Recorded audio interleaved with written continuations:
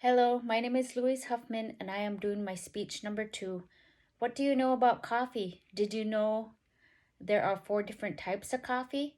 According to National Coffee Association and Google Scholars, there are 4 types of coffee. Those are Arabica, Robusta, Liberica, and Excelsia. I'm not much of a coffee drinker and I didn't even know there was 4 types, so it was kind of hard for me to pronounce those. But those are those 4. There are 10 steps before you can get that coffee into your cup. Planting is the first step. Did you know that the bean is actually the seed? I didn't know that. When the seeds are roasted and dried, it can be grounded to brew your coffee. According to National Coffee Association, they are planted in large beds and done mainly during wet seasons. Harvesting is the next step. When harvesting coffee, it can take up to 3 to 4 years for the planted coffee trees to bear fruit. Step 3 is processing the cherries. Cherries can be handpicked, and once that is done, they need to be processed right away. There are 2 ways to be processed. Dry method, where they are spread out on big surfaces, so when the sun is out, it can dry out the seeds. The other method is called the wet method, where the cherries are brought through a machine to separate the skin from the cherry and are done that way. There are more steps, but I don't have time for that right now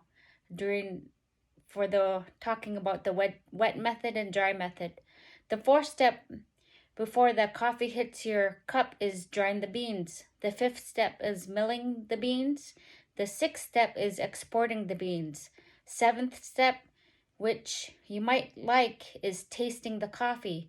The 8th step is roasting the coffee beans. The 9th step is grinding the coffee beans. And the last step, where everyone is waiting for every drip to finish, is brewing the coffee.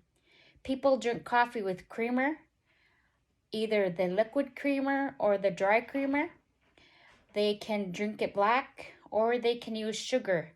It all just depends on how your taste buds like it. Personally, myself, I am not a coffee drinker, so I don't make coffee. I do have a Mr. Coffee at home where they do make their own if they want. Most coffee drinkers have coffee to keep themselves awake during the day. There is caffeinated coffee or there is decaffeinated coffee. From what I know and what I saw on the National Coffee Association, you can have the coffee beans yourself, and you could use a grinder and you can make coffee that way, or you can buy the coffee that is already grounded up and use the coffee grounds and make coffee. The people here in White Mountain, and this is from my own eyes, they are very much big coffee drinkers, and so the summertime they use the grounded coffee and they make a fire and they will boil the water over the fire in a coffee can with no coffee in it, and they will